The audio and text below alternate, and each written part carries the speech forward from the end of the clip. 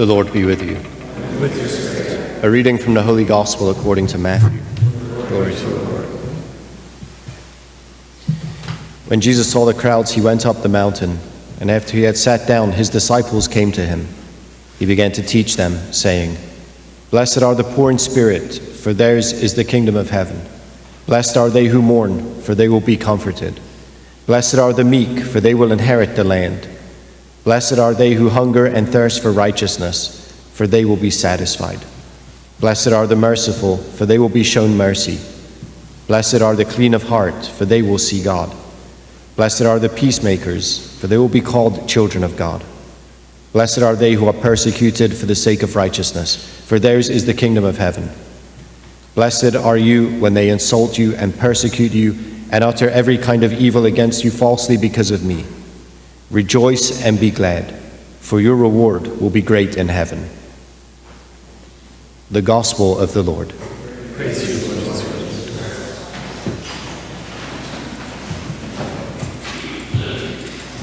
Jesus. It's a great little feast we celebrate this evening, the Feast of All Saints. This is not news to you that this is All Hallows Eve, right? Right? Maybe it is. So we're going to say lose some people lose some people out the side. Oh, wait a second, it's Halloween. I should be somewhere else. It's All Hallows Eve, and you know that. But what we don't know is whether or not the homily is trick or treat. And we get to see. This is me. It's what I think is a treat, but you can have too many treats. Right, Joe? Yeah. So anyway, if anybody's got candy afterwards, I will take a ration to save you from yourself. Okay. So it really is it's an act of charity. That's what our reflection is about tonight. It's the perfection of the saints. And I think I'm surprised by it. I don't know why. Perhaps it's because I read a lot of scripture, I read a lot of commentaries on the scriptures, I read a lot of theology. I'm invested, right? I'm invested in the whole thing.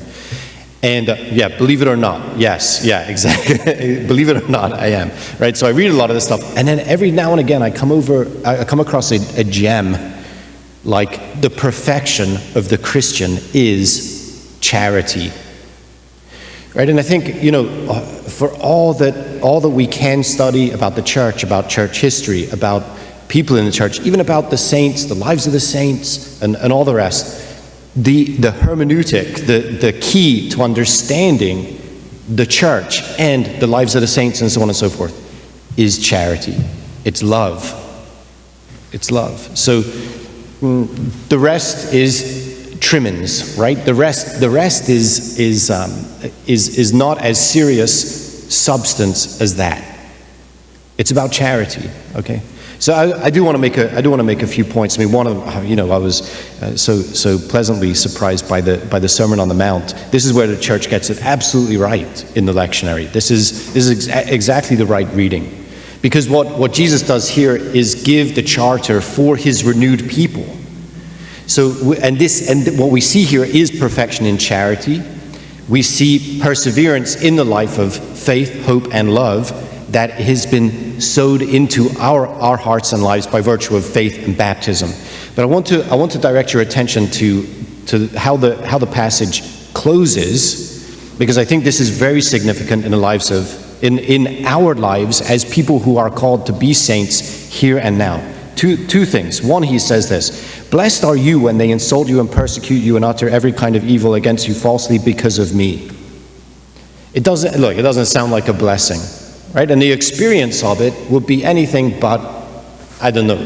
I can't say it would be consolation, it would be blessing, but it would be painful, very difficult. I think one of the challenges when we endeavor to live the lives of sainthood, and we try to do that together, one of the things that we will learn to value is our growing into lives of faith where we can suffer well. Right? Our worldview can withstand suffering, And even we can hold to what we believe.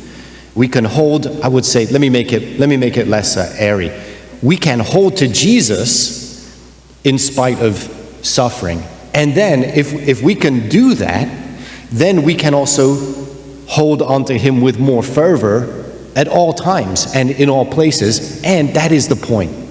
This is how saints are made. Saints are the people who desperately cling to Jesus. Their entire life is about Jesus and being in relationship with him. It is, can I say, it is not more complicated than that. We will make it more complicated, no doubt, but it is not more complicated than that. We have to be in close personal relationship with Jesus. And we have everything that we need in order to do it, including him giving us himself, giving us his most precious body and blood in the Eucharist. What a tremendous gift to be able to live the life of faith that we've been called to. And then he says, your reward will be great in heaven. He does not mean that we are to exercise delayed gratification. Okay, you know what? My life really stinks right now, but at least it's going to be good in heaven. This is not the point. The point of Christianity is not going to heaven when you die. It's about getting heaven into you right now. That's what Christianity is about. And that's the life, that's the life of sanctity that we're called to. These are the lives of the saints that we celebrate today. That is the people whose hearts were filled with the life of heaven. So yes, your reward will be great in heaven. Like God's breath will possess every inch of your person. Every aspect of your life will be animated by God's own breath. This is the life of heaven. And this is the great reward that we live for here and now. And as we animate the life of heaven. So there were a lot of other points. Like I said, treats turn to trick here. Okay, so this is just the way it is. I'm sorry, I have to do it. We need saint companions, and there are two ways of looking at this. One is that we need to have saints whose lives speak to us. Like so, people. Saints. The Church acknowledges we need to have companions. Right. So my first is Saint Philip Neri. Yeah, and I'm not just throwing it out there. I'm just saying I have one, right? And I have probably 5, 6, 7. But these are people who speak to me and inspire me and encourage me. And I can't tell you exactly why that's the case. Because the funny thing is with saints, when you go looking and you're praying about it, I want to find my saint companion or companions. You go looking for them. When you find them, you realize that they were searching for you all along. They were knocking on the door of your heart all along. So that's the first thing. We need companions. The second is this. When we study, actually, the history of the church and the lives of the saints, we see that saints very often, even canonized saints, very often grow in groups. This is a weird thing. Is it a weird thing? Yeah, well, Joe realized I'm walking him into the trap there, right? Is it a weird thing? Is it not? It tells us a lot about the way we think both life and Christian life should run by the way we answer that question. Right? Do we feel like Lone Rangers or not? Do we realize that this is a team sport? But I don't want to be responsible for him. But maybe you are. But in any sense, the reason why sainthood is a team sport is because we're talking about charity. So it can only grow in response to the other. Now that doesn't mean that you're surrounded by saints, you're going to be a saint.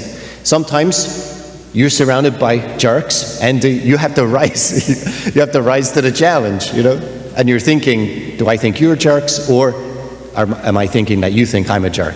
And you know what? It doesn't matter, because charity is going to push our way forward here.